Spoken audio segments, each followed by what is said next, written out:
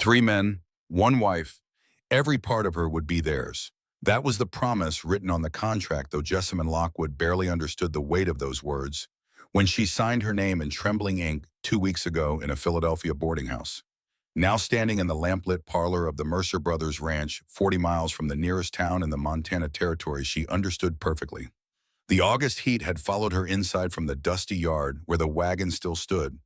Her single carpet bag had already been carried upstairs to a room she had not yet seen.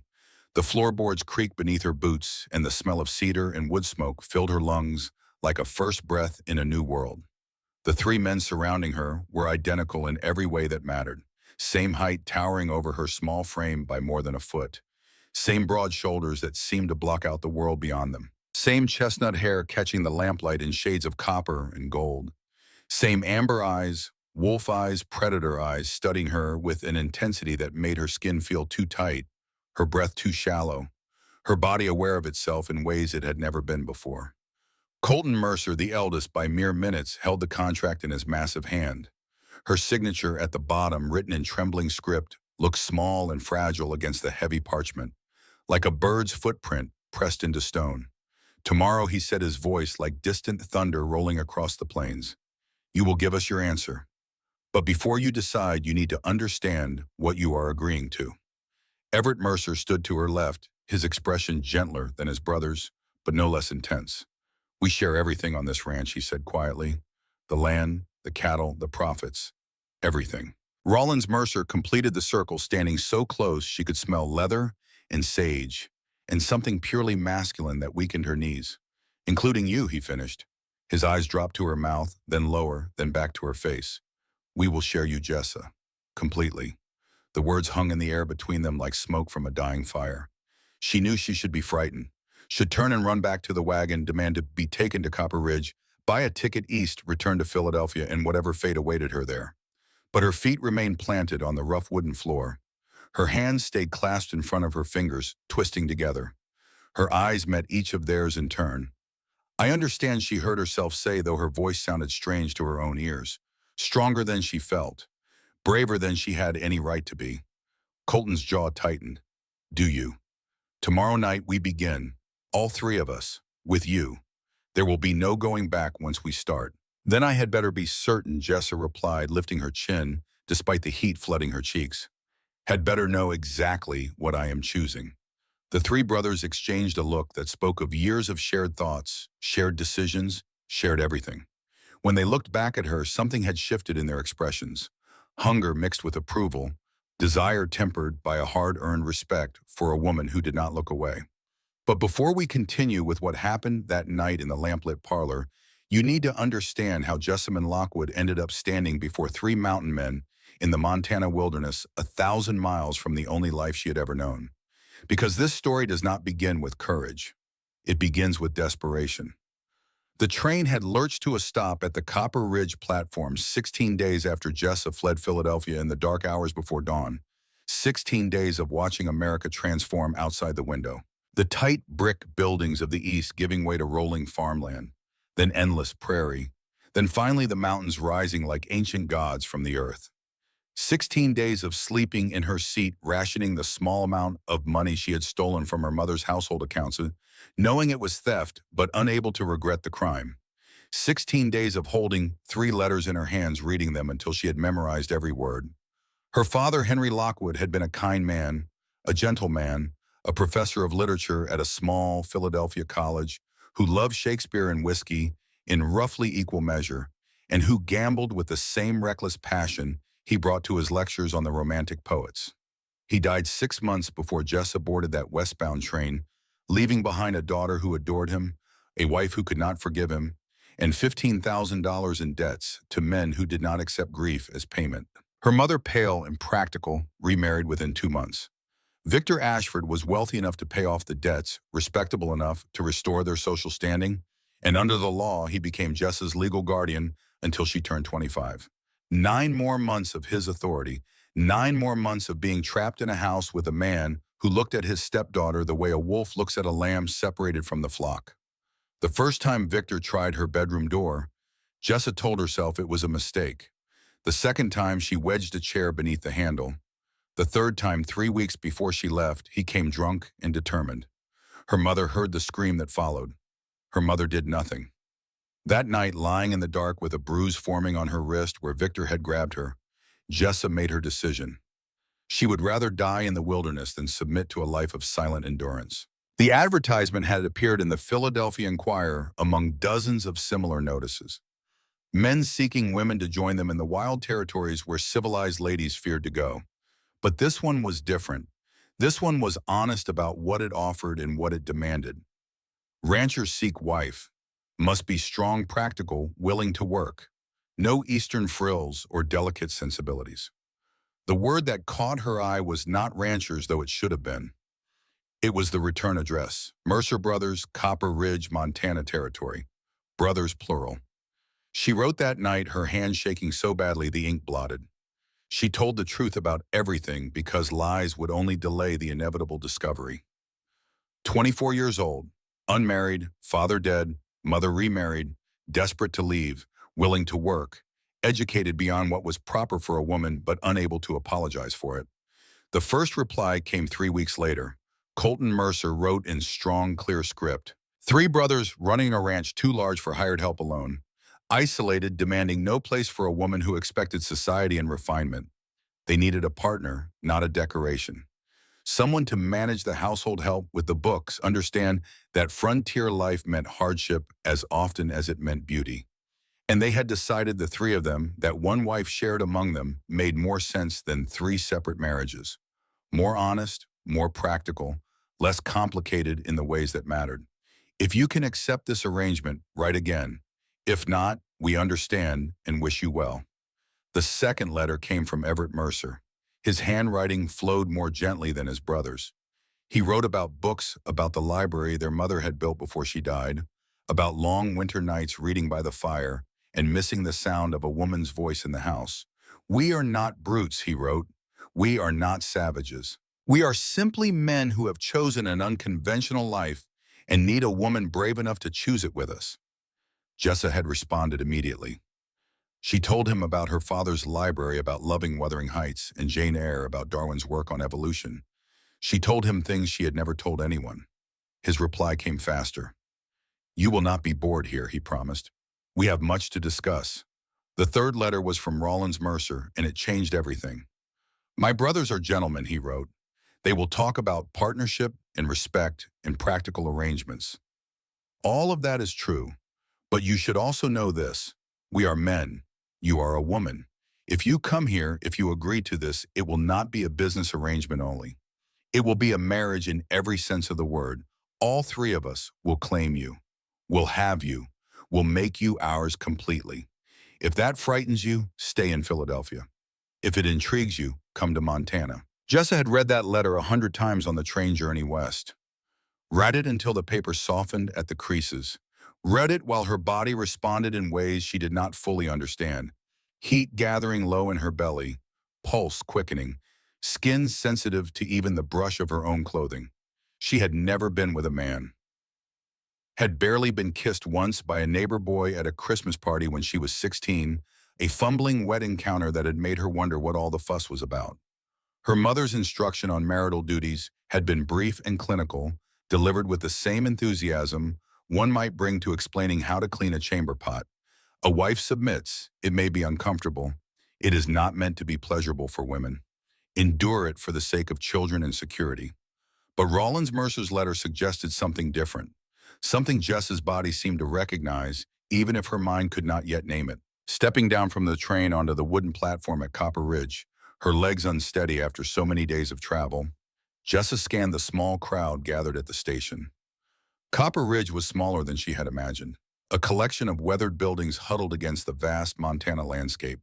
The August heat pressed down like a physical weight so different from the humid summers of Philadelphia. The air was dry and thin, making each breath feel insufficient. And then she saw them. 3 men standing apart from the crowd. 3 identical men who made everyone else on that platform seem small and insubstantial by comparison. They were exactly as the lamplight would later show her, and yet seeing them here outdoors against the scale of the Montana sky, the reality of their size struck her with a force no letter could have prepared her for. In a parlor, they would fill a room. Here, they seemed to fill the world. The one in the center moved toward her first. His boots thudded on the wooden planks with each measured, deliberate step. When he stopped in front of her, Jessa had to tilt her head back to meet his gaze, feeling small for the first time in her life. "Miss Lockwood," he said, his voice rumbling up from somewhere deep in his chest. "I am Colton Mercer. Welcome to Montana." He reached for her bag, and she noticed his hands. Enormous, calloused, scarred from years of work. One of those hands could span her waist entirely, could circle both her wrists with room to spare. The thought sent an unfamiliar shiver down her spine, something between fear and anticipation that she refused to examine too closely. The other two flanked him on either side. Only small differences distinguished them from their brother. A scar running along Colton's jaw. The way Everett stood with his weight shifted slightly forward as though leaning toward whatever interested him. The way Rollins held himself utterly still, coiled and watchful. "My brothers," Colton said. "Everett and Rollins." Everett nodded with something approaching gentleness. "Miss Lockwood, your journey must have been exhausting." Rollins simply stared. His eyes dropped to her, mouth lingered, traveled lower, then returned to her face. Jessa felt her breath catch, felt warmth spreading through her body that had nothing to do with the Montana sun. The wagon ride to the ranch took 2 hours across land that seemed to stretch into forever. Jessa sat pressed between Colton and Everett on the narrow bench, Rollins driving, acutely aware of every bump that jostled her against their solid frame. Every accidental brush of arm against arm. The heat building in the space between their bodies until she thought she might suffocate from it. Finally, she spoke. "Your letter mentioned you are widowers. How long since your wives passed?" Colton's jaw tightened beneath his hat brim. "We have never been married," he said. The letter was not entirely accurate. "We said widowers because it sounds better than 3 bachelors seeking to share one wife. People accept unconventional arrangements more easily if they think grief is involved." The honesty surprised her. "So you have never done this before?" "Never," Everett confirmed quietly. "Then why now?" "Their mother died when they were 15, Colton explained. "Fever in winter. Their father raised them, taught them ranching and survival. He died 2 years ago. Left them the ranch, left them each other, and left them understanding that they work better together than apart. We share everything," Everett said. "Decisions, labor, profit. It made sense to share a wife as well." "And we were tired of being alone," Rollins said from the driver's seat without looking back. "Tired of empty beds and silent evenings. Tired of pretending we did not need someone." Something in Jessa's chest tightened. Recognition. "I know something about being tired of pretending," she said. "Tell us," Colton said. It was not quite a command, not quite a request. So she told them, all of it. Her father's debts, Victor Ashford, the locked doors and the grabbing hands, and the mother who chose silence over her own daughter. When she finished, Colton's hand on the seat beside her had clenched into a fist so tight the knuckles went white. "Did he hurt you?" he asked, his voice gone dangerously flat.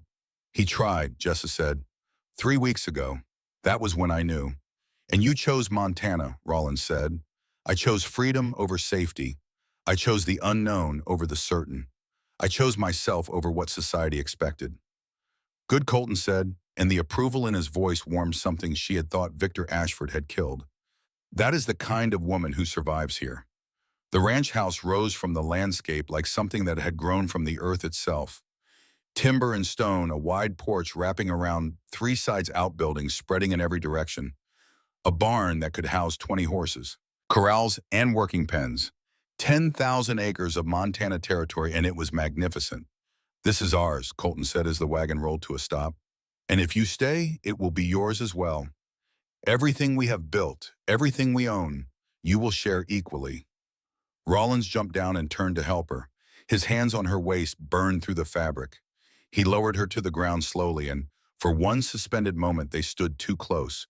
She could see the amber flecks in his eyes, could feel his breath on her face. "Welcome home," he said roughly. Margaret Dawson appeared at the front door, gray-haired and sturdy, wiping her hands on an apron. "About time you boys found yourselves a wife," she said, looking Jessa over with sharp but not unkind eyes. "Come inside, dear. You must be starving." Maggie showed her the house, the kitchen, the systems for preserving food through Montana winters. Then she led Jessa upstairs to the guest room. Clean, simple, a handmade quilt on the bed. a window overlooking the mountains. Your room until the wedding, Maggie said. The brothers' room is at the end of the hall. She shot the three men a meaningful look. I have set things up so everyone behaves properly until Sunday. After Maggie left, Jessa sank onto the bed. She had done it. Had actually left Philadelphia, traveled halfway across the continent, arrived at something entirely new. In less than a week, she would marry these men. These three identical strangers who made her feel things she had no names for. She stood and moved to the basin, splashing cool water on her face. Then she unpinned her hair and let it fall, the blonde waves tumbling past her shoulders. Her reflection in the small mirror showed a woman she barely recognized. Eyes too bright, cheeks flushed. She looked like someone standing at the edge of a cliff, leaning forward instead of back. A knock on the door made her start. Colton filled the doorway, having to duck beneath the frame. He stopped just inside the threshold, his eyes widening as he took in her unbound hair, catching the last sunlight through the window. I wanted to check if you needed anything, he said. His voice had gone rougher than before. I am fine. Just trying to adjust to everything. His gaze held hers. She saw hunger there, quickly masked but unmistakable. You have beautiful hair, he said, then caught himself. That was forward. I apologize. It is all right, we are to be married. I suppose we need to get accustomed to such observations. He stepped closer. The room seemed to contract around them, the walls pulling inward, the air thickening. Jessa, he said, and hearing her name in that deep, rumbling voice sent shivers down her spine. I want to be clear about something. When we marry, when we come together, it will not be cold duty. I can see it in your eyes. Feel it in the air when we stand close. You feel this pull between us. Your body responds to mine just as mine responds to yours. That is not something to be ashamed of. That is a gift. It will make our marriage bed a place of pleasure, not suffering. I was told it would be painful, she began, something to endure. Your mother was wrong, or perhaps her husband was a selfish fool who did not know how to care for his wife. When a man takes time, when he ensures she is ready, willing, eager, there is pleasure beyond measure. He reached out slowly and tucked a strand of hair behind her ear. His calloused fingers brushed her cheek, and the roughness against her skin sent something electric racing down her neck into her chest. I promise you, Jessa, there will be pleasure between us. I will make certain of it. She could not breathe, could not think past the feeling of his touch, the intensity of his gaze, the promise in his voice. How can you be certain, she whispered. Because I can feel how you tremble when I am near. Because your pulse races at your throat when I look at you. Your pupils are dark right now, your lips parted. You want this. You want me. He paused, his thumb brushing across her lower lip in a touch so light it barely registered, yet sent sparks through her entire body. And God help me, he said roughly. I want you just as badly. Yes, Jessa whispered. Yes, I feel it. Then he kissed her. It was not gentle. It was not tentative. It was claiming. His mouth moved over hers with sure possession, his hand tangling in her hair, holding her steady. She gasped, and he deepened it, his tongue sweeping inside, tasting her, showing her without words exactly how thoroughly he intended to have her. She responded without thought, her fists in his shirt pulling him closer. His arm banded around her waist, pulling her flush against him, and she felt the full length and strength of him. The evidence of his desire pressing against her belly, hard and insistent. The size of him should have frightened her. Instead, something molten moved beneath her skin, pooling low in her belly, making her ache in places she had never dared acknowledge. When he finally pulled back, they were both breathing hard. You taste like heaven, he said, like everything I have denied myself for too long.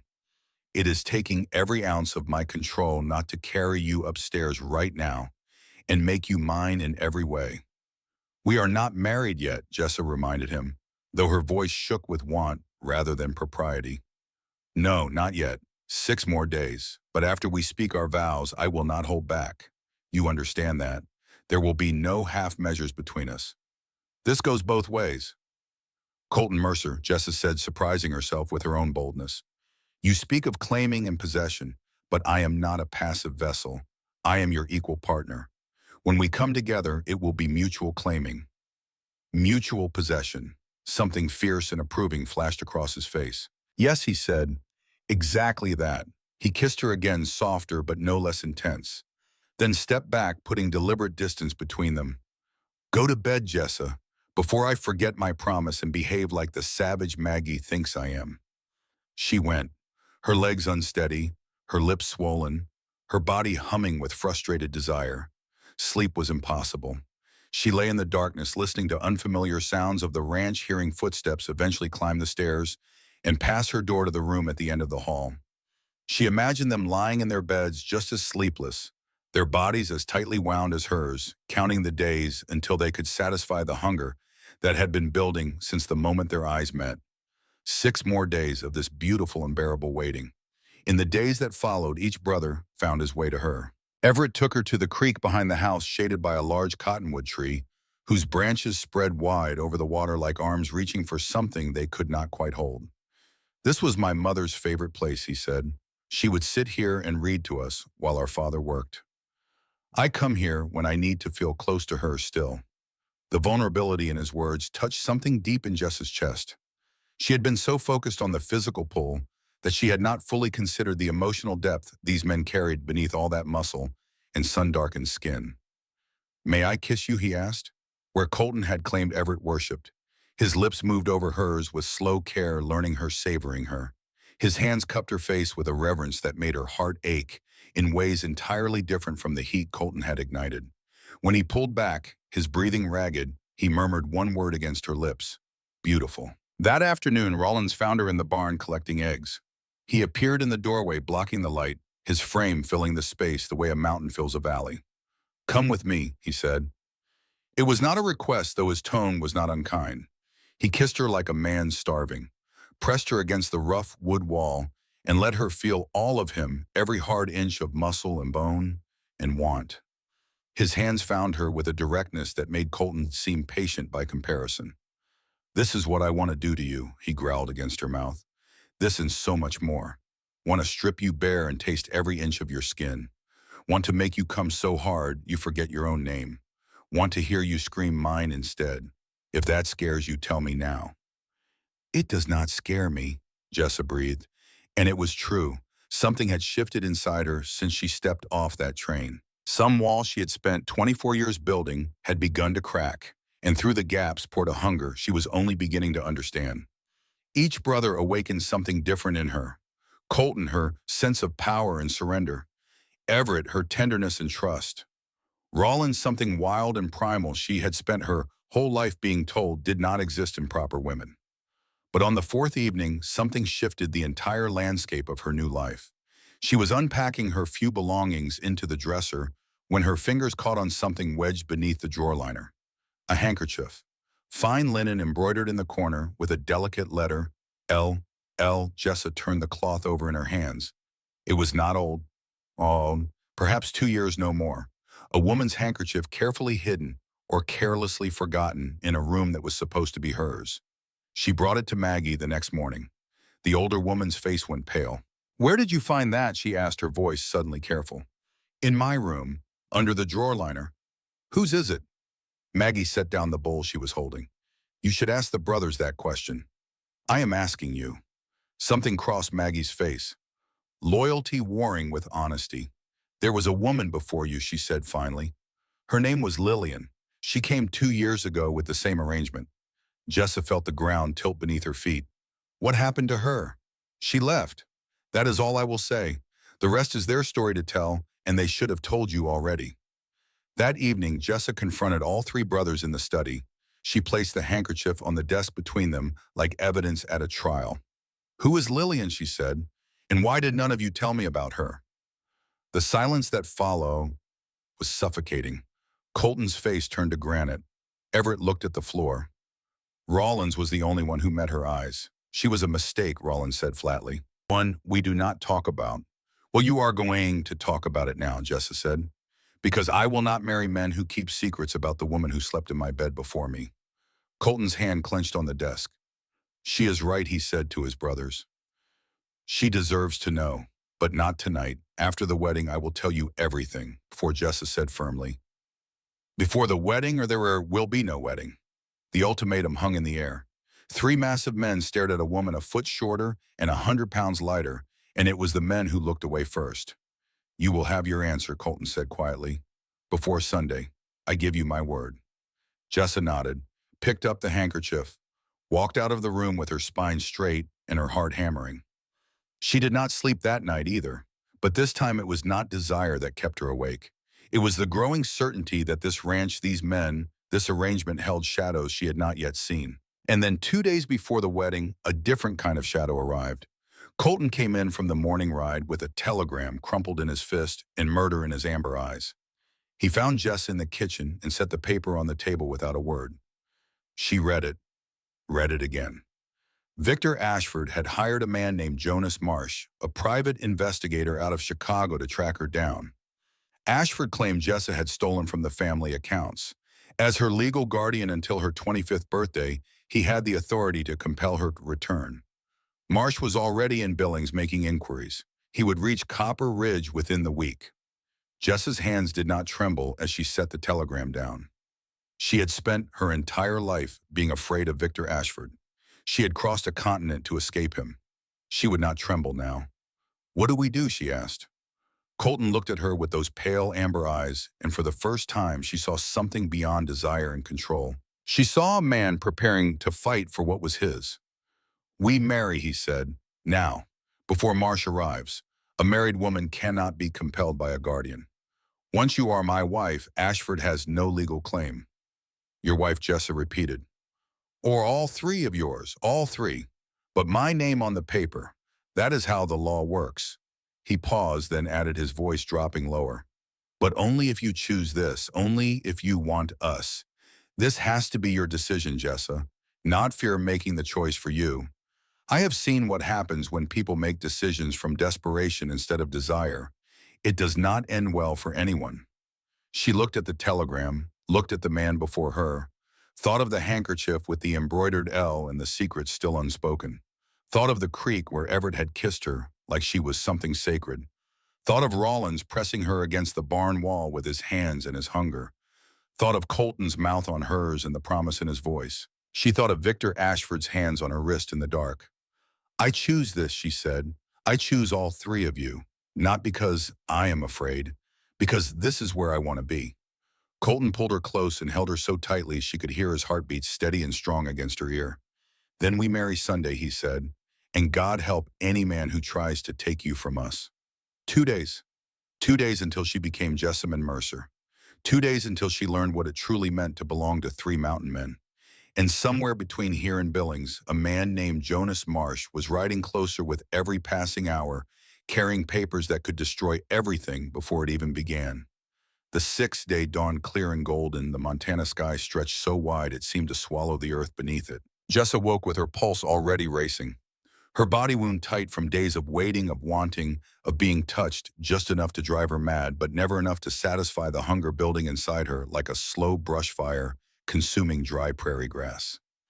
Tonight, Colton had told her the evening before, his mouth against her ear, his breath hot on her neck.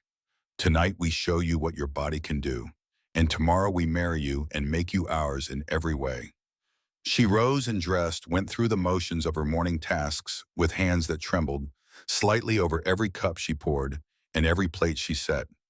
Maggie noticed but said nothing, only offered a small, knowing smile that made Jess's cheeks burn.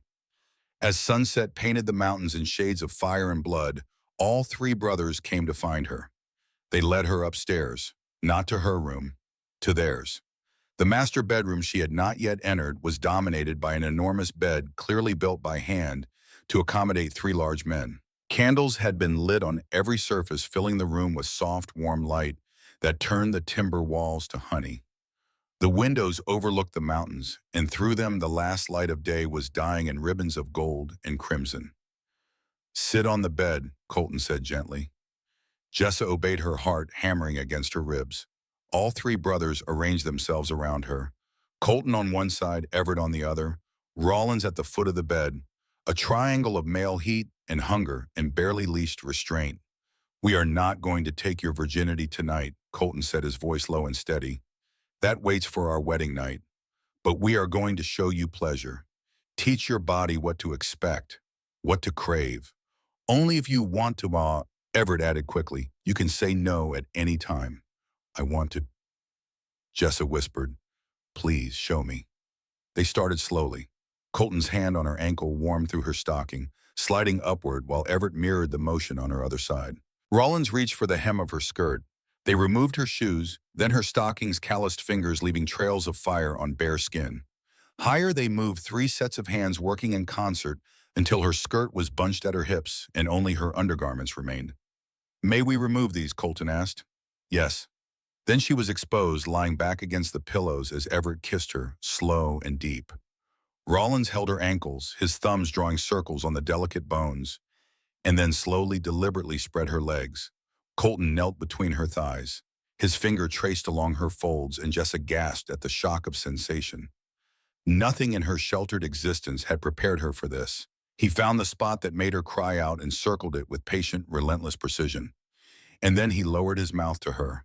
Jessa screamed, hot and wet and skilled beyond anything she could have imagined. He worked her while she writhed beneath him, one hand fisting Everett's shirt, the other gripping the quilt.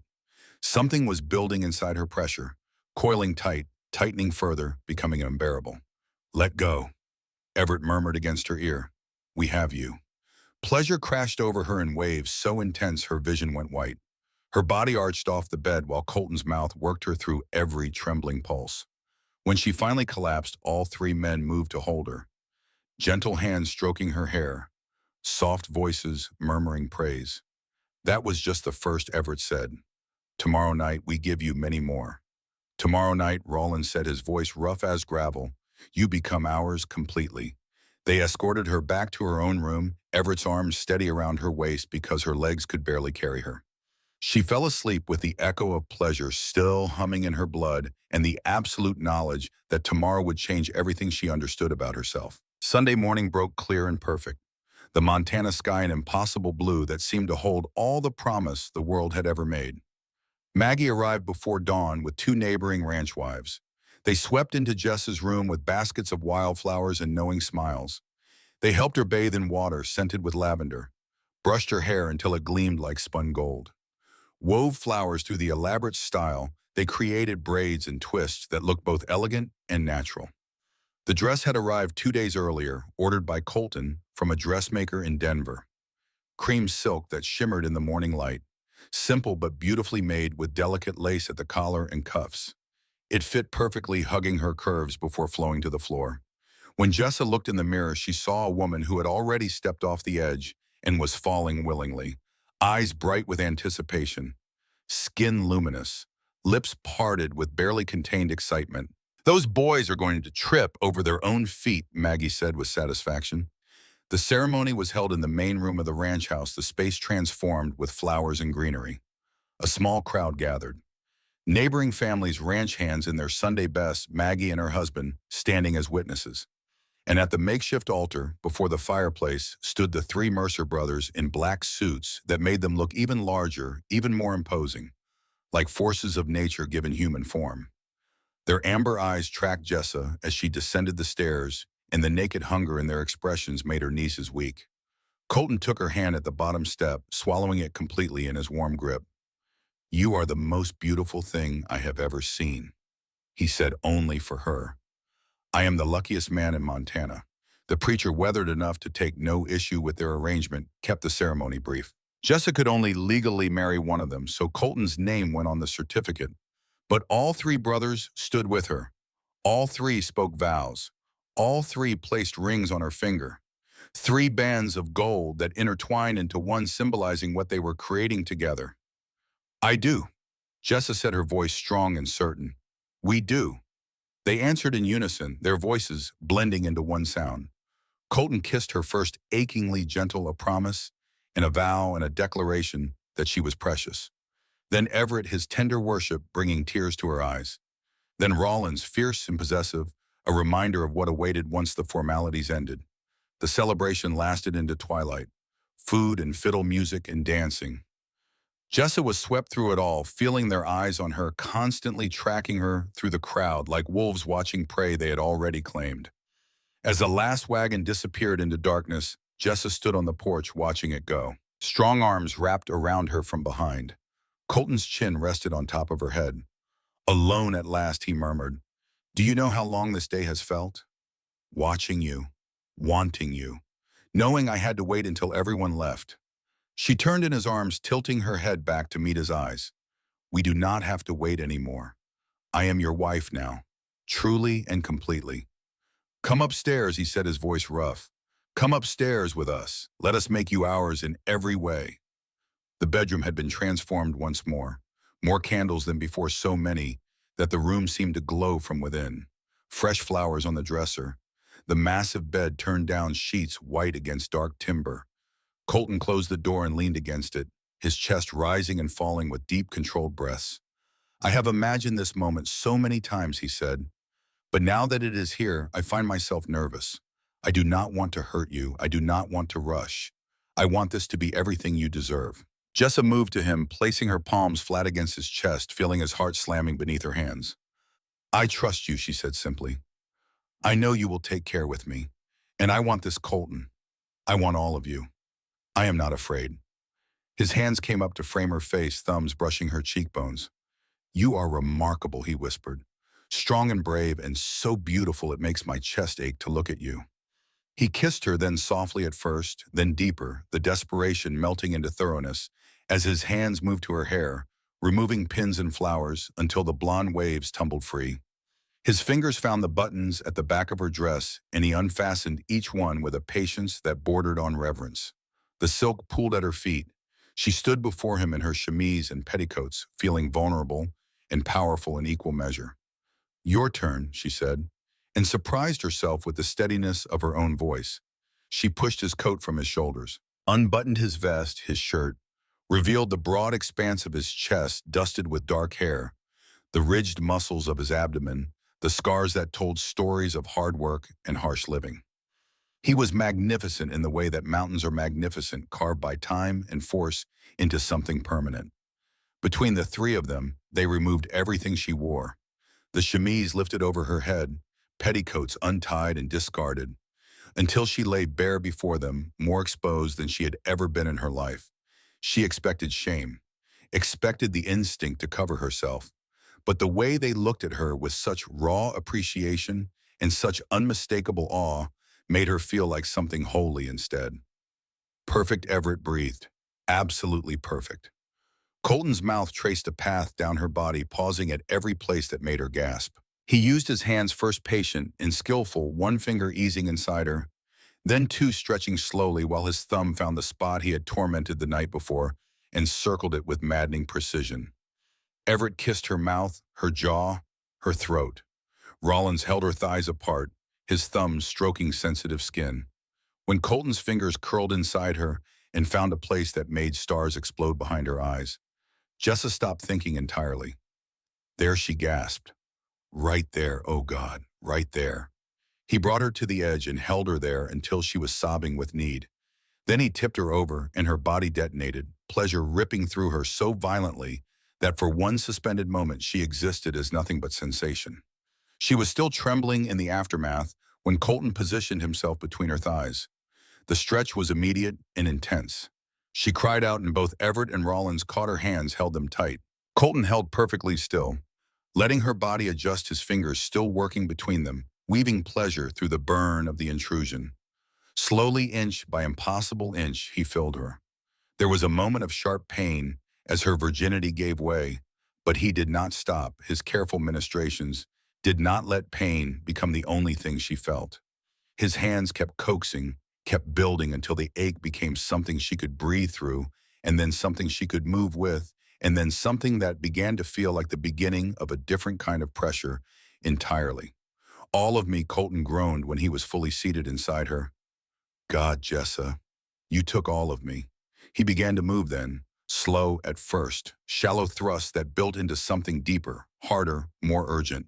His hand never stopped its work between their bodies, and Jessa felt impossible pleasure building again despite the lingering soreness. Come for me, he commanded. Show me you are mine. Her body obeyed, clenched around him in waves that pulled a groan from deep in his chest as he found his own release, heat flooding inside her, marking her, claiming her from the inside out.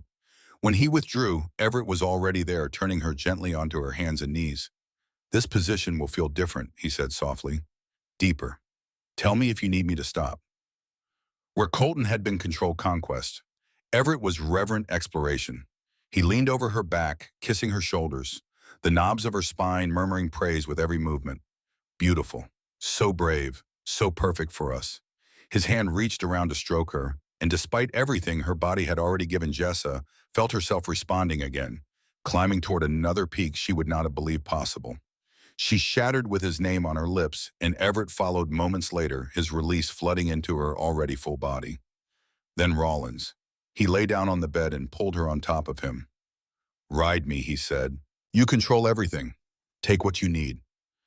Jessa straddled him with trembling legs and lowered herself slowly, finding the angle that felt right, the depth that she could manage.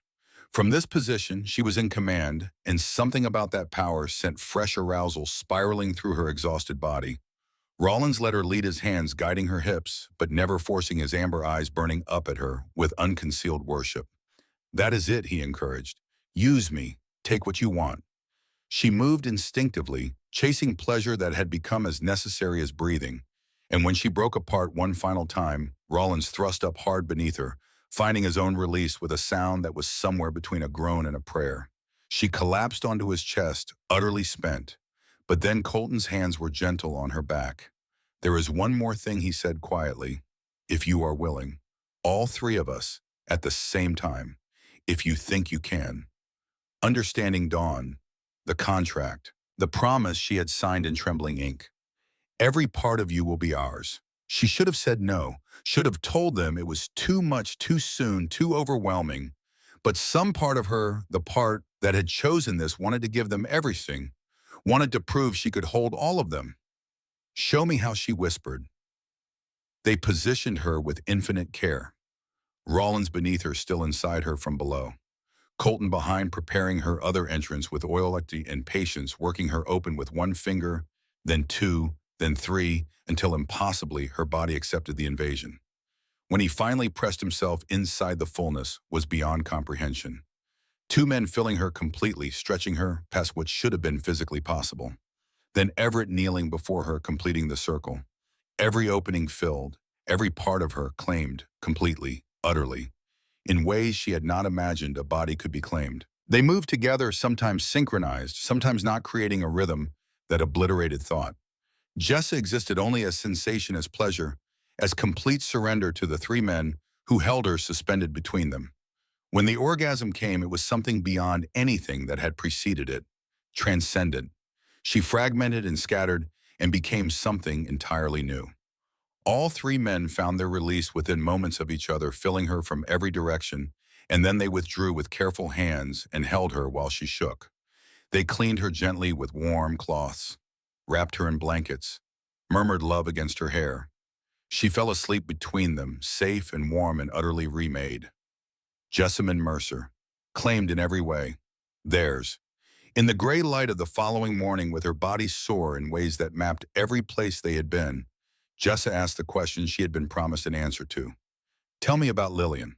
They were tangled together in the massive bed, the smell of spent candles and satisfaction heavy in the air. At her words, Colton went rigid. Everett closed his eyes. Rollins stared at the ceiling as though the timber beams held answers he had been looking for. "You promised," Jessa said. "Before the wedding, I agreed to marry you on that condition, and the wedding happened faster than any of us planned. But I am your wife now. Tell me." Colton sat up. The scar along his jaw caught the thin morning light, a pale line against sun-darkened skin that she had kissed the night before without knowing its origin. 2 years ago, he began, his voice flat and careful. "We placed the same advertisement." A woman answered. Lillian Monroe, 22 years old, beautiful, charming, said all the right things. She came to the ranch. Everett continued quietly, his eyes still closed. "We courted her as we courted you. She seemed perfect." "She was a spy," Rollins said bluntly. Jess's breath caught. Colton nodded. "Our neighbor to the north, the Blackwood family, has been trying to take our water rights for years. 2 creeks and a small lake run through our property. Without that water, our cattle die. Without the water, this ranch is worthless. The Blackwoods sent Lillian Everett," said his voice hollow with old betrayal. "Planted her as a mail-order bride to gain access to the house, our papers, our trust. She found our land deeds," Colton said. The original documents proving our water rights. She stole them in the middle of a December night and ran. I went after her. Colton continued. Through a blizzard, found her 3 miles from the property line. She had a horse waiting, a Blackwood rider, to escort her. When I tried to take the papers back, the rider cut me. Colton touched the scar on his jaw. Nearly took my eye. I fell. When I woke, they were gone. The papers were gone. I crawled 2 miles back through the snow and nearly died on my own porch. Silence filled the room like something solid. Jess understood now. Understood the controlled intensity that bordered on obsession. The difficulty with trust. The way Colton watched her sometimes as if waiting for her to vanish, like smoke. And the papers, Jessa asked carefully. You never recovered them? No. And without the originals, we have been fighting the Blackwoods in a legal gray area ever since. We have copies, but copies can be contested. Jessa turned the handkerchief over in her mind. The embroidered L. Lillian Monroe who had slept in her bed and betrayed these men so completely that 2 years later they still could not speak her name without their faces turning to stone. Why did you not tell me? From the beginning, Jessa asked. Because we were afraid, Everett said simply. Afraid you would see us as fools. Afraid you would not come. Jessa reached for Colton's hand, the one that had clenched into a fist. I am not Lillian, she said. I am not a spy and I am not a thief and I am not going to disappear in the night. I chose this. I chose you. All three of you, scars and secrets and all.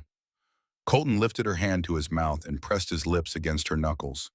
The gesture was more vulnerable than anything she had seen from him, more intimate, somehow, than everything they had done in the dark hours before. We know, he said roughly. God help us, we know. The weeks that followed were full of work and discovery, and the kind of bone-deep satisfaction that comes from building something with your own hands. Jessa threw herself into managing the household with an intensity that startled even Maggie. She took over the account books within the first week and found them in disarray. Years of 3 men tracking expenses with varying degrees of attention had left gaps and contradictions that her methodical mind attacked with the same precision her father had once applied to literary analysis. She rode out with the brothers to check cattle and learned to read the land the way certain grasses meant good grazing and others meant drought was coming. She learned to mend fences and to judge a calf's health by the way it stood. She learned the rhythm of the ranch when the men would be close enough for meals and when they would disappear for days into the far reaches of the property. And every night in that enormous bed, they came together with a hunger that showed no sign of dimming. Sometimes one brother alone with her, each encounter a conversation in its own language. Sometimes 2, their bodies learning the geometry of 3. Occasionally all 3. And on those nights, Jessa discovered in herself a capacity for passion that would have horrified her Philadelphia mother and fascinated her literary father. But even as the days grew shorter and the nights grew colder, even as autumn crept across the mountains turning the aspens to gold, Jessa could not shake the feeling that something was coming, something beyond the simple approach of winter, a gathering darkness at the edges of their happiness. She was right. The first blow came on an October morning when the sky turned the color of iron and the temperature dropped 30 degrees in 2 hours. The blizzard that followed was unlike anything Jessa had experienced. 3 days of howling wind and snow so thick you could not see the barn from the porch. When it finally broke, Colton and his brothers rode out to survey the damage and came back with faces like men who had seen a grave dug with their name on the marker. 300 head, Colton said, sinking into a kitchen chair with exhaustion carved into every line of his body. Dead, frozen in the draws where they sheltered. 300 out of 2,000. The number hit Jessa like a fist to the stomach. She understood enough now to know what that loss meant. Months of income vanished in a single storm. Breeding stock destroyed. Recovery measured in years, not months. And that was not the worst of it. 2 days later, Everett rode up to check the northern creek and came back at a gallop, his horse lathered and blowing hard. They damned it, he said, breathless and furious. The Blackwoods built a dam across the upper section. Our creek is running at half flow. Without full water access heading into winter, the remaining cattle would have to be moved or they would die of thirst before spring. But moving 1,700 head of cattle through early mountain snow, with reduced manpower and a financial loss still bleeding, was a gamble that could break them entirely. We drive them south. Colton said that evening, spreading a hand-drawn map across the kitchen table, through Miller Pass to the winter grazing grounds. It is a 3-day drive in good weather. In this, he gestured at the frost-covered window. It could take a week. Jessa studied the map. She had spent enough time with these men to understand the terrain, the risks, the brutal arithmetic of cattle and distance and cold. "I am coming with you," she said. "No," Colton said immediately. "It is too dangerous. The pass is treacherous even in summer. You need every rider you can get. You lost 2 hands last month who went south for warmer work. That leaves 6 cowboys, 3 of you and me. 10 riders for 1,700 cattle through a mountain pass in early snow. You have been riding for 2 months, Jessa. This is not a Sunday ride to check fence lines. I saved Everett's life on a ride half this difficult," Jessa said, and the room went quiet. It had happened 3 weeks earlier during a routine check of the eastern pastures. A section of hillside gave way above them, snow and rock cascading down the slope, in a roar that sounded like the mountain itself was coming apart. Jessa had seen it, first had grabbed Everett's reins and hauled both their horses sideways a half-second before the slide buried the trail where he had been standing. The debris had missed them by inches. Everett had looked at her afterward with something beyond gratitude, something that edged toward wonder at this small woman who had moved faster than instinct should allow. Now in the kitchen with the map between them and the weight of the ranch's survival pressing down, Colton looked at his brothers. Rollins shrugged. "She rides better than half our hands," he said, "and she does not complain." Everett nodded. "She comes." Colton held Jess's gaze for a long moment. Then he folded the map. "We leave at dawn. The cattle drive nearly killed them all. 7 days through mountain passes, choked with early snow. The sky, the color of iron, for days at a stretch. The wind, a living thing that found every gap in clothing and every exposed inch of skin. Jessa rode until she could not feel her hands, her face raw and cracking from the wind, her body aching in every joint and muscle and bone. She ate in the saddle because stopping meant falling behind, and falling behind meant cattle drifting into ravines where they would break their legs and have to be shot. She slept on frozen ground between 3 men who curled around her like wolves protecting their mate, sharing body heat through brutal nights when the temperature dropped so far below zero that the air itself seemed to crystallize and the stars burned overhead with a cold, merciless brilliance.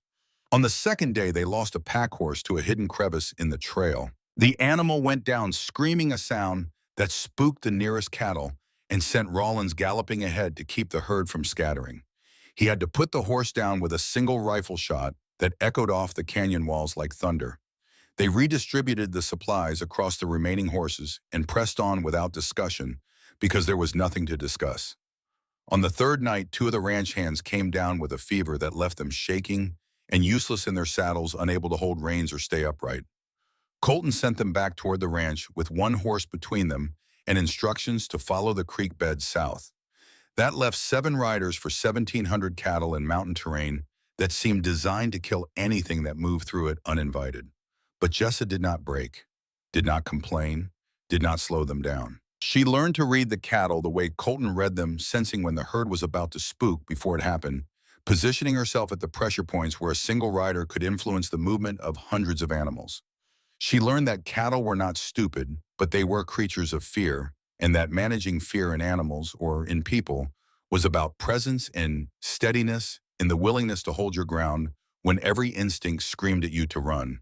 And on the 4th day, when a section of the herd startled at a falling tree and stampeded toward a ravine that would have killed 100 head, it was Jessa who cut across the lead cattle and turned them.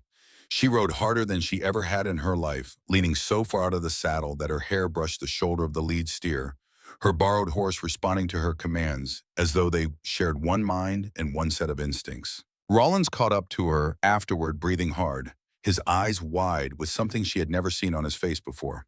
"Where in God's name did you learn to ride like that?" he demanded. "I did not learn it." Jessa said, her hands shaking on the reins. "I just did it." He stared at her. Then he laughed. A real laugh, rare and wild and full of genuine delight.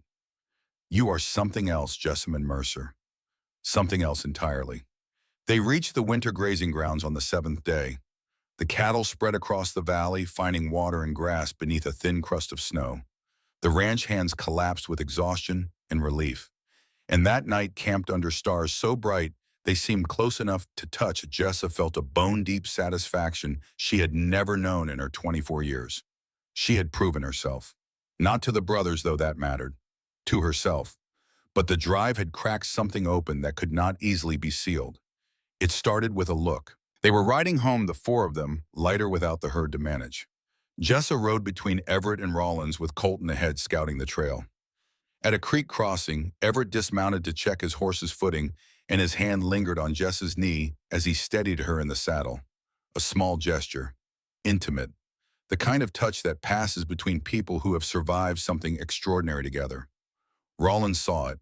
His jaw tightened, but he said nothing. That night, camped in a sheltered draw with the fire burning low, Jessa woke to voices she was not meant to hear. She should not have to share, Everett was saying low and fierce. Not like this.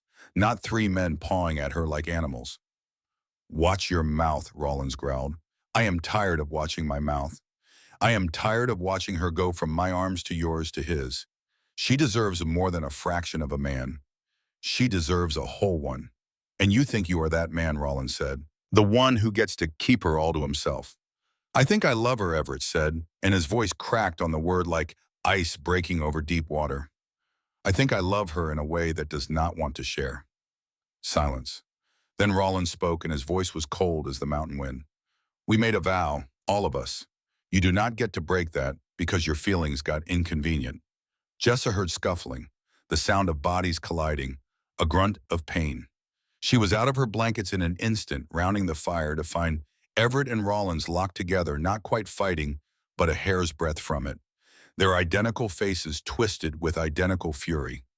Colton stood between them, one hand on each brother's chest, holding them apart with sheer force and the authority of a man who had been keeping these two from destroying each other their entire lives.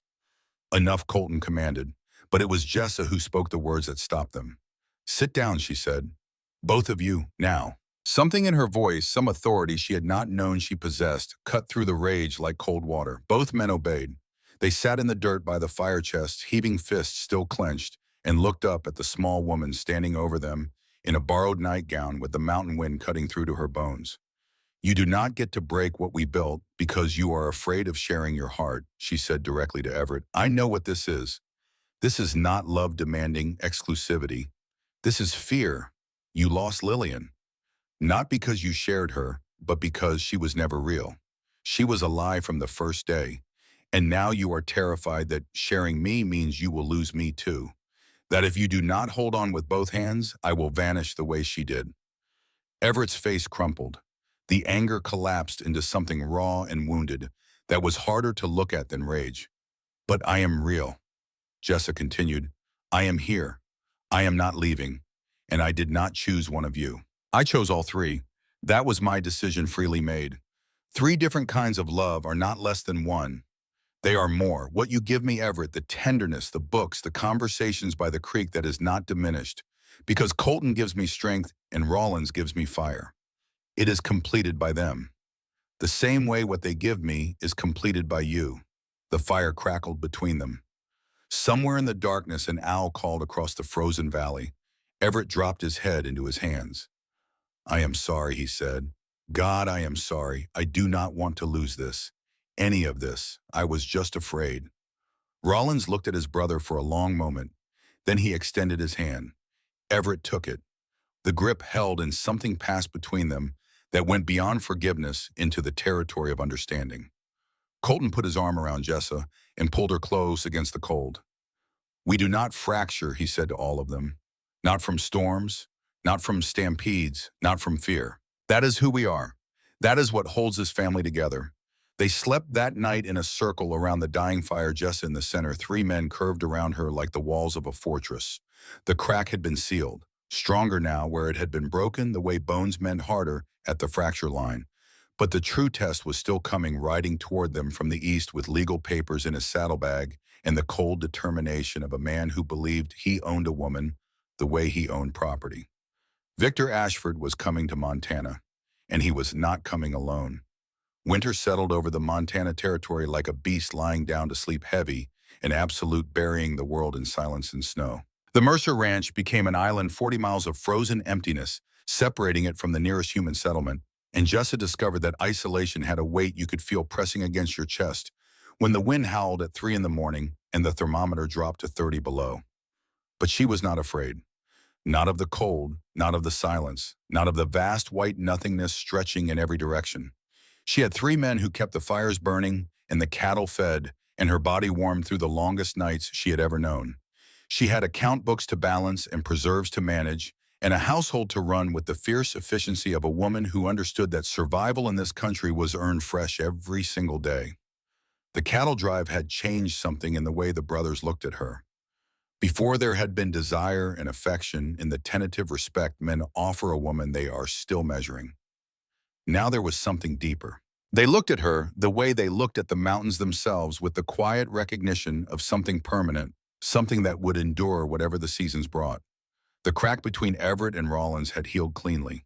On a January evening, with snow piled to the windowsills and the fire throwing long shadows across the kitchen walls, Everett had stood before all of them and said the words that sealed it. "I was afraid of losing what mattered most," he said, "and in that fear, I nearly destroyed it. I love you, Jessa. I love my brothers. And I love what we are together more than anything I could ever have alone." Colton had gripped his brother's shoulder hard enough to crease the fabric of his shirt. Rollins had nodded once, a single dip of his chin that carried the weight of absolute acceptance. And that was the end of it. The wound closed, scarred over, became part of the story of who they were rather than a threat to what they would become. Everett still loved Jessa with a tenderness that made her chest ache, still kissed her like she was sacred, still whispered lines of poetry against her skin in the dark hours when the world shrank to the size of their bed. But the desperate grasping was gone, replaced by a man secure enough in what he had to share it without losing himself. And through the frozen months of November and December and the brutal heart of January, the 4 of them built something that felt unbreakable. Then February came and the breaking began. Jessa was in the kitchen rolling dough for the evening bread when she heard the horse, a single rider approaching from the south, moving slow through knee-deep snow. She wiped flour from her hands and went to the window. The brothers were in the far pasture checking on cattle, an hour's ride at least. Maggie would not come until Thursday. No one rode 40 miles in February without a reason that could not wait for better weather. She reached for the rifle Colton had taught her to load and went to the porch. The rider was a man of perhaps 50, lean and weathered, wrapped in a heavy coat with a scarf pulled across the lower half of his face. He stopped his horse at the yard's edge and raised both hands, showing them empty. "Mrs. Mercer," he called through the scarf. "My name is Jonas Marsh. I have been sent from Philadelphia by your stepfather, Victor Ashford. I mean you no harm. I only want to talk." Jessa kept the rifle steady, the stock pressed firm against her shoulder, exactly the way Colton had shown her. She had been expecting this man for months, had imagined this moment during sleepless nights, rehearsed it, prepared for it. But preparation and reality were different animals entirely. Preparation did not make your hands sweat or your pulse drum in your ears. "You can talk from there," she said. Marsh pulled the scarf down, revealing a face that had seen hard years and long roads. Deep lines around eyes that were not cruel but not kind either. Professional. Assessing. The face of a man who tracked people for money and had learned not to ask too many questions about why. "Your stepfather wants you home," Marsh said. "He says you stole $300 from your mother's household accounts. He says you are under his legal guardianship until your 25th birthday, which by his records is not until September. He has papers from a Philadelphia judge authorizing your return." Jess's finger rested along the stock of the rifle, not on the trigger, but close enough to move there in half a heartbeat. "I am a married woman, Mr. Marsh. My husband is Colton Mercer. Whatever authority Victor Ashford once had over me ended when I spoke my vows." Marsh shifted in his saddle leather, creaking in the frozen silence. "That is what I figured you would say. And under Montana law, you may be right. But Ashford is not a man who accepts being told no. He is coming here himself. Mrs. Mercer should arrive in Copper Ridge within the week, and he is not coming alone." Something cold moved through Jess's stomach, a spreading chill that had nothing to do with the February air. "What do you mean, not alone?" "He has made arrangements with a family called Blackwood. I do not know the full details, but I know money has changed hands, and I know promises have been made regarding property and water rights. Your stepfather is trading something the Blackwoods want, in exchange for their help retrieving you. The cold in Jessa's stomach turned to ice. Victor Ashford and the Blackwoods. The man who had tried to break into her bedroom, joining forces with the family that had already sent one woman to betray this ranch. The two threats that had haunted her new life converging into a single blade aimed at everything she loved. "Why are you telling me this?" she asked. "You work for him." Marsh was quiet for a moment. His horse stamped and blew steam into the frozen air. "I have a daughter," he said finally. "She is about your age. If a man was doing to her what Ashford is doing to you, I would want someone to give her warning." He gathered his reins. "I will not help him take you. I have already sent word that I could not locate you. That will buy you some time, but not much." He is determined, Mrs. Mercer. The kind of determined that does not stop until it gets what it wants or gets destroyed trying. He turned his horse toward the south. "Mr. Marsh," Jessa called. He looked back over his shoulder. "Thank you." He nodded once, then rode into the white emptiness and disappeared, the sound of hooves muffled by snow until there was nothing left but silence and the distant creak of timber in the cold. Jessa was waiting on the porch when the brothers returned at dusk, three massive shapes emerging from the gray twilight, like figures carved from the mountain itself. She told them everything. Watch their faces change from exhaustion to fury to something harder and more dangerous than either. Colton paced the kitchen with the contained violence of a caged animal. The Blackwoods and Ashford. Together. That means money lawyers and hired men. Possibly the law if they have bought the right people in Copper Ridge. "We fight," Rollins said, as if the answer were obvious. "Simple as that." "Nothing about this is simple," Everett said quietly. "If Ashford has legal papers, even forged ones, the sheriff may feel obligated to act on them. And if the Blackwoods are involved, this is about more than Jessa. This is about the ranch, the water, everything we have built." Jessa had been sitting at the table listening, turning something over in her mind, the way she used to turn over a problem in her father's study, examining it from every angle until the shape of the solution revealed itself. Now she spoke. "The land deeds Lillian stole. The originals proving your water rights. Where would the Blackwoods keep them?" Colton stopped pacing. "Locked away, most likely. In their ranch house or with their lawyer in town." "Why? Because those papers are the key to everything Jessa said. Without them, the Blackwoods have a claim on your water that you cannot definitively dispute. With them, their claim collapses. And if Victor is trading something to the Blackwoods for their help, those papers are likely part of the bargain. He is from Philadelphia. He has connections to lawyers and judges back east who can make stolen documents look legitimate. He can give the Blackwoods what they have never been able to manufacture on their own, a legal foundation for their theft." She paused, letting the pieces click together in her mind the way tumblers fall into place inside a lock. "Victor does not care about me," she said slowly. "Not really. He cares about control, about being defied by a woman half his age. But he is also a businessman above all else. He would not travel 1,000 miles in winter purely for revenge. There is money in this for him. The Blackwoods are paying him, or he has negotiated a share of whatever they gain from taking your water rights." The brothers exchanged looks. It was the look they gave each other when someone said something they had not considered, when the ground shifted beneath a conversation and the landscape rearranged itself. "What are you thinking?" Colton asked. "I am thinking that I need to go to Copper Ridge," Jessa said, "before Victor arrives. I need to see the county records, talk to the land office, understand exactly what legal position we are in. And I need to do it alone." "Absolutely not," Colton said. "You cannot come with me, and if all three of you ride into town looking for a fight, the sheriff will side with whoever seems more reasonable. A woman going to the land office to review her husband's property records is reasonable. A woman asking questions at the general store is reasonable. Three armed men riding in with murder in their eyes is not." "She is right," Everett said reluctantly. "Like hell she is," Rollins growled. Jessa stood and looked at each of them in turn. The same look she had given them on the frozen mountainside when Everett and Rollins were tearing at each other. The look that said she was not asking permission, that she was informing them of a decision already made. "I did not cross a continent to hide behind three men every time danger came calling," she said. "You married a partner, not a decoration. Let me be one." Colton stared at her for a long time. The firelight played across his face, illuminating the scar on his jaw, the tightness around his eyes. The war between protection and respect, that she could see playing out behind his amber gaze. Then he sat down heavily in his chair and put his face in his hands. 2 days, he said. You have 2 days in town. If you are not back by the second sunset, we are coming to get you. And God help anyone who stands in the way. Jessa rode into Copper Ridge on a Tuesday morning under a sky the color of old tin. The town looked different in winter, smaller and meaner. The buildings huddled against the cold like animals seeking shelter from a predator too large to fight. She went first to the land office where a clerk named Pemberton, with spectacles and ink-stained fingers, pulled the county records for the Mercer and Blackwood properties.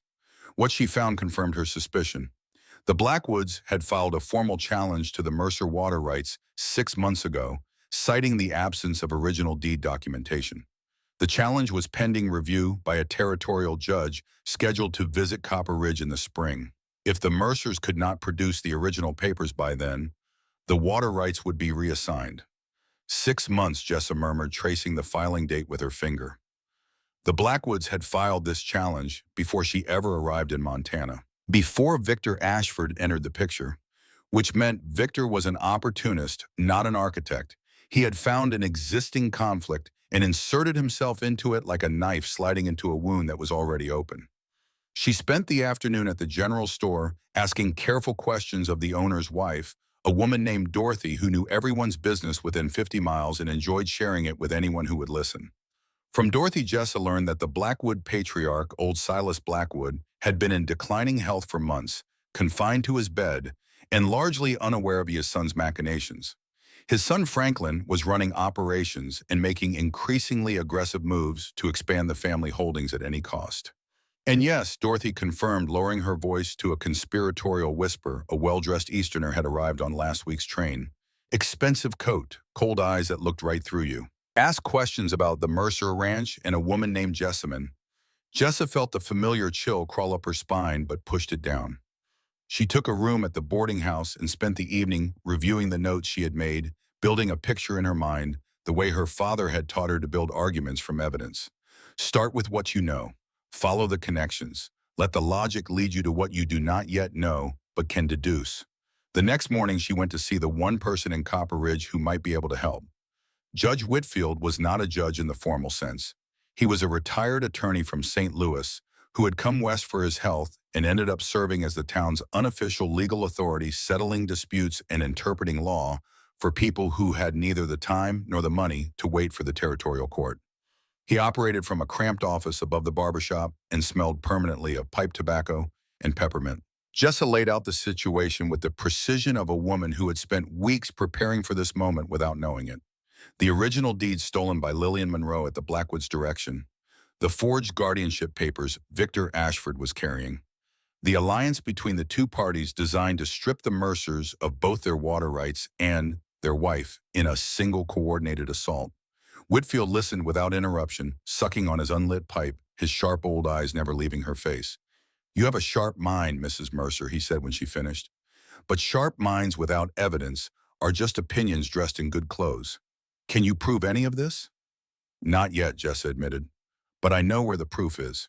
She told him about Jonas Marsh, about his warning, about the letters between Victor and the Blackwoods that Marsh had seen documenting the arrangement in black and white. If those letters exist, Whitfield said, leaning forward with interest, that he could not quite disguise behind his professional demeanor, and if this Marsh fellow would testify to their contents, that changes everything. Conspiracy to defraud, theft of legal documents, filing false claims with the territorial court. Franklin Blackwood and your stepfather would both face criminal charges serious enough to put them behind bars. Jessa nodded. She had already worked this out, had lain awake in the boarding house turning it over until every piece fit. The question is whether Marsh will help, she said. That Whitfield agreed is indeed the question. She found Jonas Marsh at the saloon that evening. He was drinking alone at a corner table, his coat still on, as though he might need to leave in a hurry, his back to the wall in the manner of a man who had learned the hard way never to leave anything behind him that he could not see. When he noticed Jessa approaching through the smoke and noise, something that might have been resignation crossed his weathered face. I was wondering when you would come, he said. Jessa sat across from him without waiting for an invitation. She told him what she needed. The letters, his testimony, The truth about what Victor Ashford and Franklin Blackwood had arranged spoken under oath before a man with the authority to act on it. Marsh stared into his whiskey for a long time. The glass was nearly empty, but he made no move to refill it. "Your stepfather is not a forgiving man," he said. "If I turn on him, my career is finished. My reputation, possibly my safety. He has friends in places that make a man's life very uncomfortable." "I know," Jessa said. "I am asking you to risk a great deal." "Why should I?" Jessa reached into her coat and pulled out a letter. She had written it 3 weeks ago, sitting at the kitchen table of the Mercer Ranch, while the brothers worked outside and the snow fell and fell. "Because this is a letter from your daughter," she said.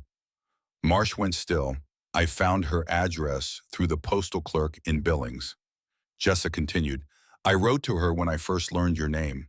Told her that her father was working for a man who had assaulted his stepdaughter. Asked her what kind of man she believed her father to be." Marsh's hand trembled as he took the letter.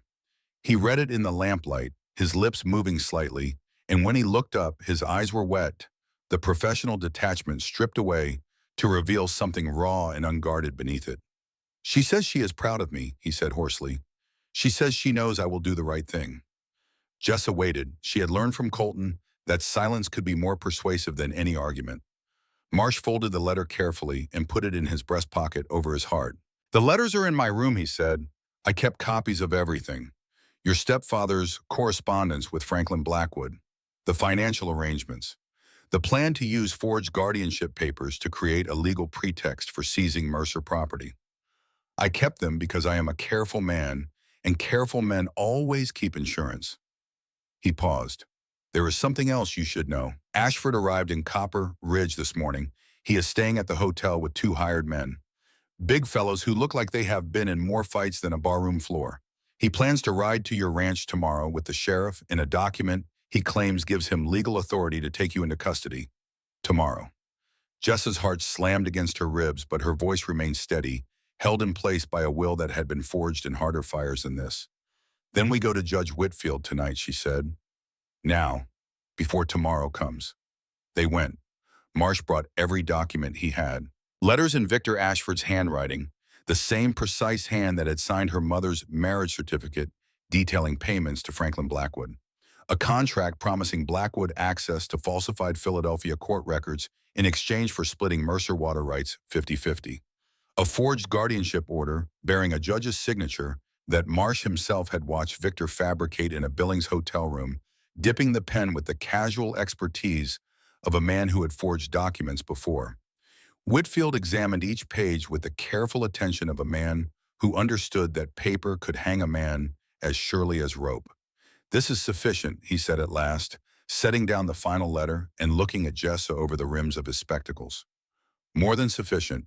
I will issue warrants first thing in the morning. Ashford for forgery, fraud, and conspiracy. Franklin Blackwood for theft of property documents and filing false claims with the territorial court. The sheriff will have no choice but to act." Jessa allowed herself one breath of relief. Just one.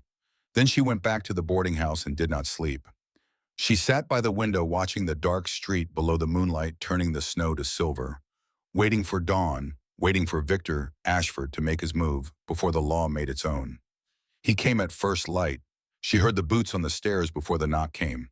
Heavy, deliberate, the walk of a man who believed the world arranged itself to suit his purposes, who had never encountered a door that did not open when he demanded it. She opened the door. Victor Ashford stood in the hallway with the winter light falling across his face, and Jessa saw him clearly for the first time. Not the monster of her nightmares. Not the shadow that had haunted her across 1,000 miles of prairie and mountain. Just a man, 53 years old. Well-dressed, handsome in the way that money and tailoring can make almost anyone with cold blue eyes, and the particular cruelty of someone who had never been told no by anyone who mattered enough to make it stick. "Jessamine," he said, her old name, the name that belonged to a girl who had been afraid of him. "This foolishness has gone on long enough.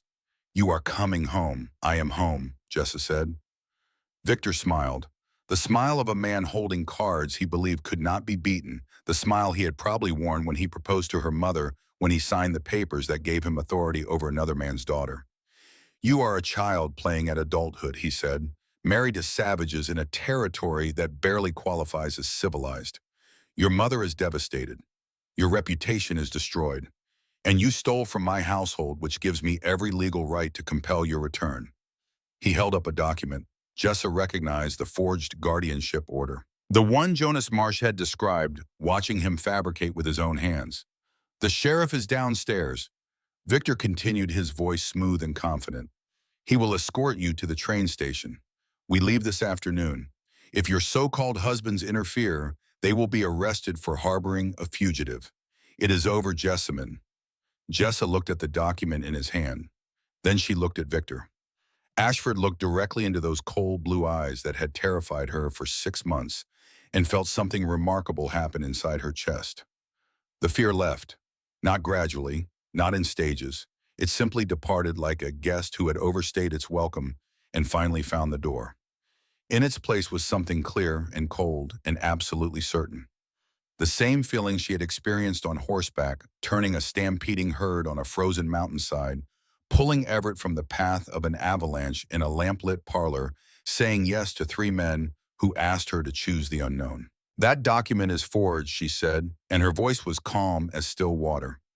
"You fabricated it in a Billings hotel room. Jonas Marsh watched you do it and has provided a sworn statement to that effect." For the first time, something flickered behind Victor's eyes. Not fear, not yet, but the beginning of it, the first hairline crack in a foundation he had believed was unshakable.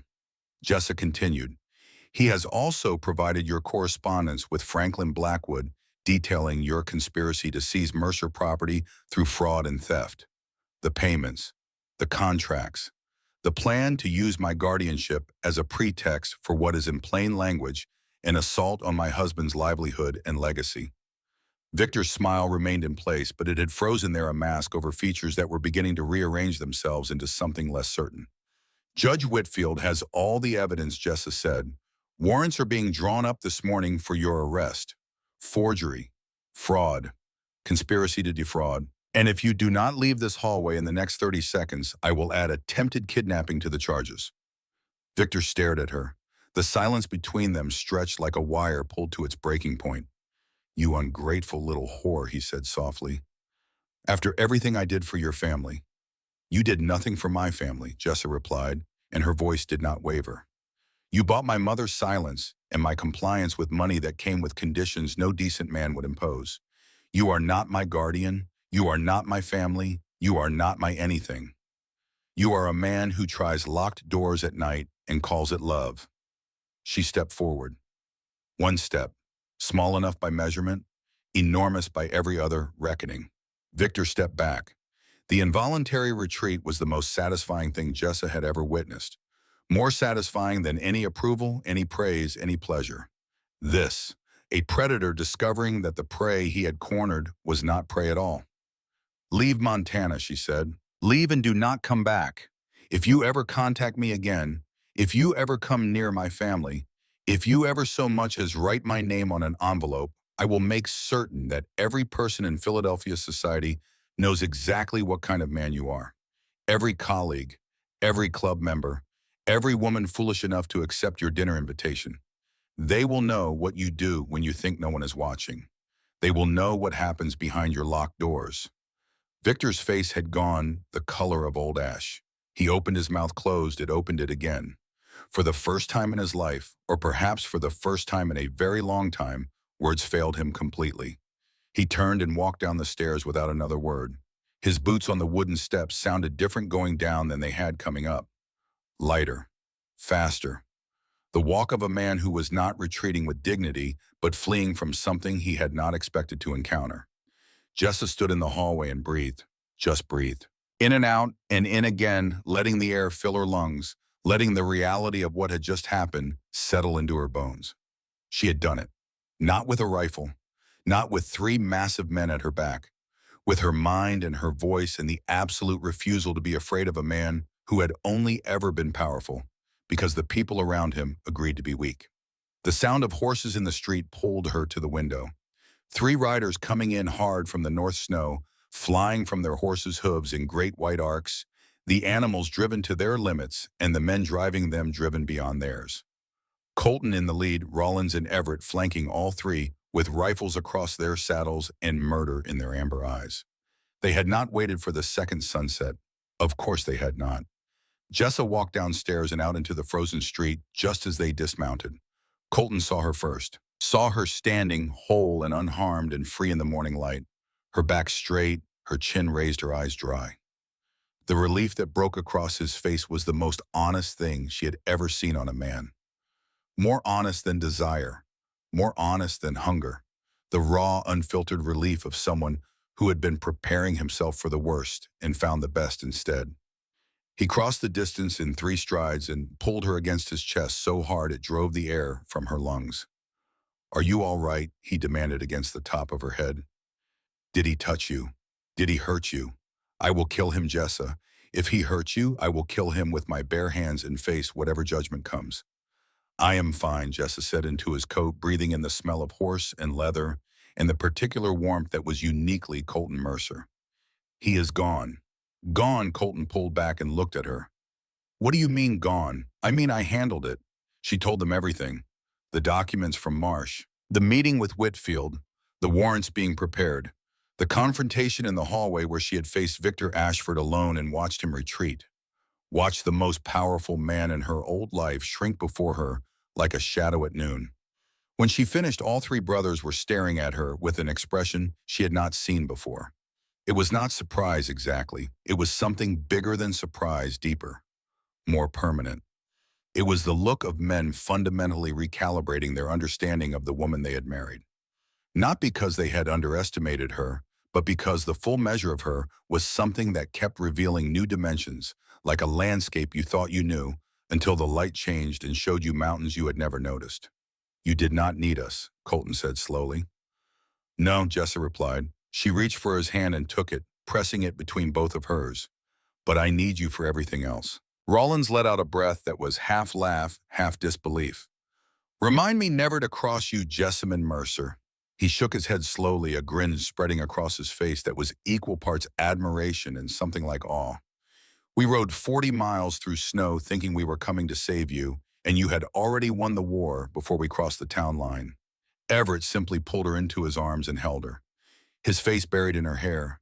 She felt his tears hot against her scalp and understood that he was weeping not from sadness, but from the sheer, overwhelming force of loving someone this much and watching her be this brave. "I knew," he whispered. "From the moment I read your first letter, I knew you were extraordinary, but I did not know the half of it." Colton stood back and watched his brothers embrace his wife, and the expression on his face was something Jessa would remember for the rest of her life. It was pride. Not the small, possessive pride of a man whose property has proven valuable. The vast, humbling pride of a man who has been trusted with something magnificent and knows he must spend the rest of his days being worthy of that trust. Victor Ashford was arrested that afternoon attempting to board the westbound train out of Copper Ridge. The sheriff presented with Whitfield's warrants, and the evidence from Marsh acted without hesitation or apology. 2 days later, Franklin Blackwood was arrested at his ranch by a federal marshal summoned from Helena. The stolen Mercer land deeds were recovered from a locked cabinet in Franklin's study, the original documents intact, proving beyond any possible dispute that the water rights belonged to the Mercer family and had belonged to them since their father first filed the claim. Jonas Marsh testified at both hearings. He stood straight and spoke clearly, a man who had found his way back to the right side of something important. When it was over, he shook Jess's hand and told her she was the bravest person he had ever met in 30 years of tracking people across the breadth of this country. Jess's mother wrote a letter that arrived in March, carried by a mail rider through the last of the winter snow. It was short and stiff with shame. She did not ask Jessa to come home. She did not make excuses. She asked for forgiveness. Jessa wrote back 3 careful sentences. "I forgive you. I hope you find the courage I found. Do not write again unless you mean it." Spring came to Montana the way it always did, sudden and violent and beautiful beyond what words could hold. The snow retreated up the mountains and wildflowers exploded across the valley in colors that seemed too vivid to be real, purples and yellows and whites, and the deep, impossible blue of mountain lupine. The creeks ran full and clear, both of them unobstructed and singing over clean stones for the first time in 2 years. 6 weeks after Victor's arrest, Jess awoke feeling different. Not wrong, different. A nausea that had nothing to do with bad food. A tenderness in her breast that made her wince when she rolled over in bed. A bone-deep tiredness that no amount of sleep seemed to touch. She knew before Maggie confirmed it. Knew with the certainty of a body that had been paying attention to itself in new and profound ways. "You are with child," Maggie said simply, her weathered face breaking into the widest smile Jessa had ever seen on it. That evening, sitting in the study with all three brothers, firelight playing across their faces, Jessa told them. The reaction was volcanic. Colton's face transformed from stone to something shattered and luminous, as though someone had broken open granite and found crystal inside. Rollins knocked over his whiskey, standing up too fast, the glass spinning across the desk and shattering on the floor, which none of them noticed. Everett wept without shame or apology, tears streaming down his face while he laughed, the two emotions so tangled together they were indistinguishable. Our child Colton said, his massive hands spreading across her still, flat stomach, with a gentleness that seemed impossible for hands that size. "It does not matter which of us. This baby belongs to all of us." The pregnancy was not easy. Morning sickness that lasted well past morning, stretching into afternoon and evening and the small hours of the night, until Jessa began to wonder if there was a time of day when her body would not rebel against her. The isolation of the ranch pressed close as the weather warmed and the roads opened, but her condition kept her near the house. There were days she could not rise from bed, days the nausea was so relentless, she wondered if her body was punishing her for the happiness she had found. But the brothers were there through every wretched hour. Colton brewed ginger tea at midnight and sat beside her in the darkness, his large hand holding hers. Everett read to her when she was too weak to hold a book, his gentle voice carrying her through Jane Eyre and Wuthering Heights, and Darwin's Origins of Species, the same books they had written about in their first letters. Rollins held her hair when she was sick and told her she was the strongest woman in Montana, and when she laughed and said she did not feel strong, he told her that was exactly when strength mattered most. As her belly swelled, they adjusted everything. How they worked dividing the duties so one brother was always close to the house. How they loved finding gentler approaches that accommodated her changing body. Three men devoted to one woman with a ferocity that made the word husband seem too small, too conventional, too limited for what they were. The labor began on a clear April morning, when the mountains were still white-capped, but the valley had turned green with new grass. 18 hours. Maggie coaching with calm competence born from decades of delivering babies in remote homesteads. The brothers present, despite every rule of propriety, taking turns at Jess's side, letting her crush their fingers in her grip, murmuring encouragement when she was certain she could not go on. There were moments she was certain she would not survive it. Moments the pain became a country with no borders and no exit, a place she would inhabit forever. But then Colton's voice in her ear, steady as bedrock, steady as the mountains themselves. "You are the bravest person I know, Jessamine Mercer. You crossed a continent alone. You faced down the man who terrorized you. You saved this ranch with nothing but your mind and your will. You can do this. You can do anything." One final push that took everything she had left, and a great deal she did not know she possessed. A silence that lasted 1,000 years. And then a cry, thin and furious and utterly alive, cutting through the stillness like the first bird call of spring. "A boy," Maggie announced, holding up the squalling infant. "Healthy and strong with a fine set of lungs on him." All three men wept as the baby was placed in Jess's arms. A boy with a shock of dark hair and eyes that would eventually turn amber like his father's. All three of his fathers, because biology was a detail and love was the truth. Thomas Colton, said, his voice cracking on the name. "After my grandfather, the man who first claimed this land." "Thomas Mercer," Jessa whispered, looking down at the small, perfect face, counting fingers and toes, marveling at the impossible reality of new life. "Welcome to the family." The years that followed were rich and full in the way that only lives built from hardship can be. Everything earned, nothing taken for granted. Each good day understood as a gift because they had survived enough bad ones to know the difference. Jessa gave birth to three more children. Twin daughters Rose and Emma arrived 2 years after Thomas in a labor that was mercifully shorter and complicated, mainly by the fact that no one had expected two babies until the second one appeared.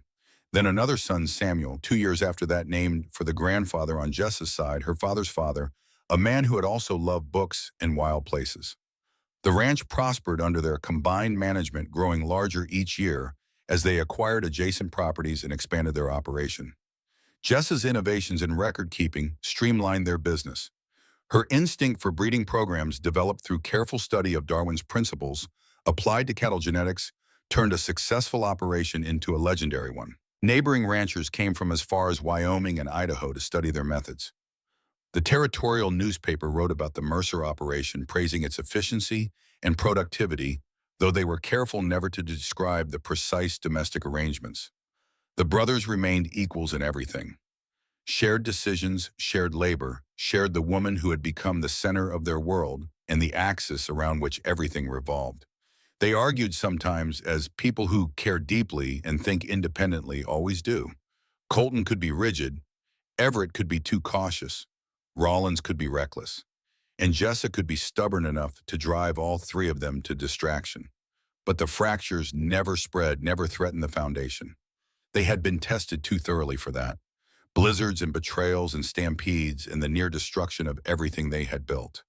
What remained after all of it was something that could bend but would not break. On their 10th anniversary, Colton surprised Jessa by taking her back to the creek behind the house.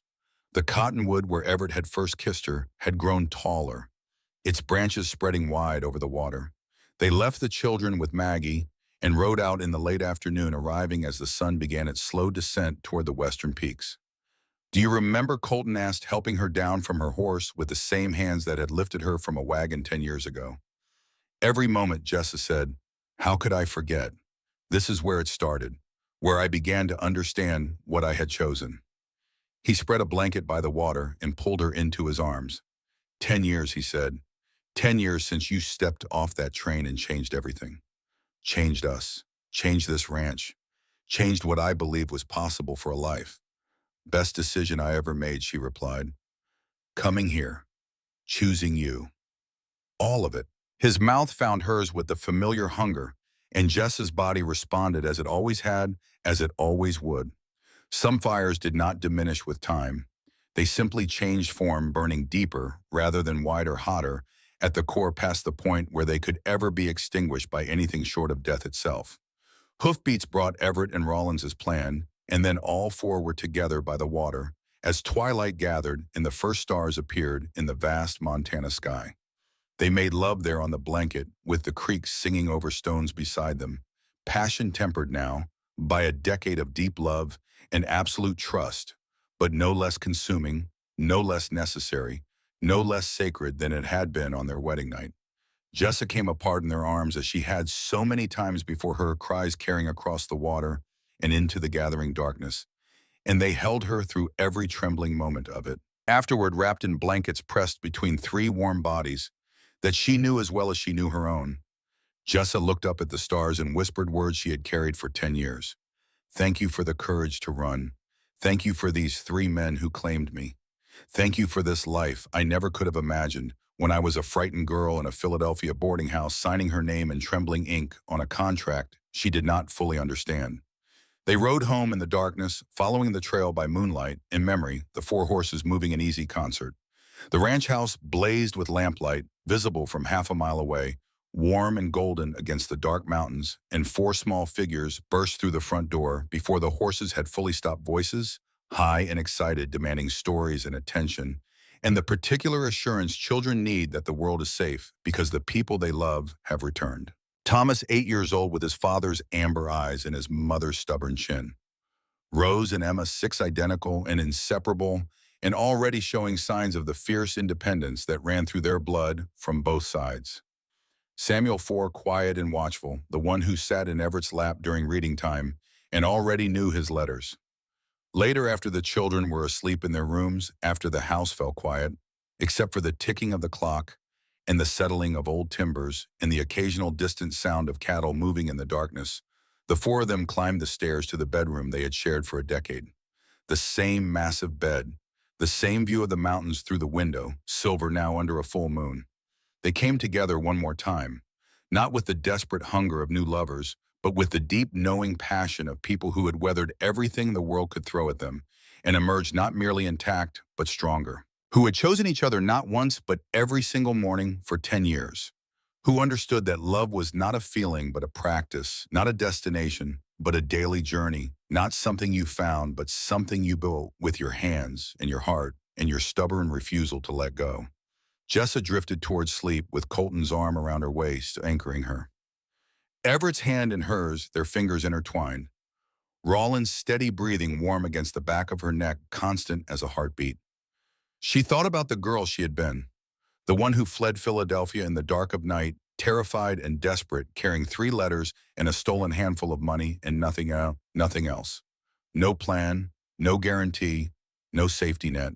Just the wild, irrational conviction that anything, even the complete unknown, was better than another day of silent endurance. That girl could never have imagined this. This fullness, this fierce, complicated, unconventional joy. This family built on a foundation that the world said should not hold, but that had proven stronger than anything conventional wisdom could have predicted. But she had found the courage to reach for something the world said she should not want, had trusted herself enough to choose the unknown over the certain, had embraced passion instead of propriety, partnership instead of submission, love in its most generous and demanding and impossible form. And in doing so, she had found not just survival, but a life so vast and rich and deeply lived that it made everything before it seem like waiting. Like all those years in Philadelphia had simply been the long, dark prelude to a story that began the moment she stepped off a train in a dusty Montana town and looked up into 3 pairs of amber eyes. She closed her own eyes. Safe, loved, claimed, theirs.